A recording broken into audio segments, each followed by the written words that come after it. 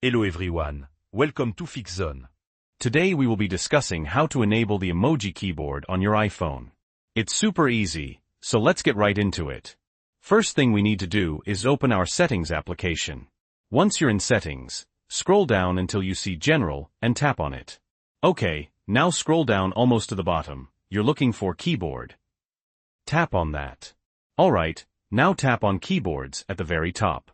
This will show you all the keyboards you currently have installed.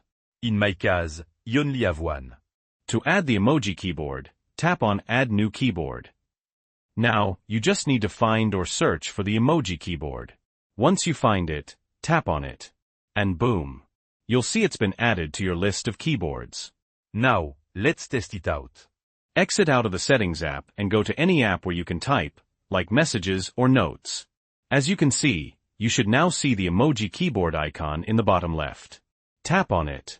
It will show all your recently used emojis, as well as other categorized emojis at the bottom. You can now go ahead and start using these emojis just as you normally would. So if this video was helpful, please leave a like.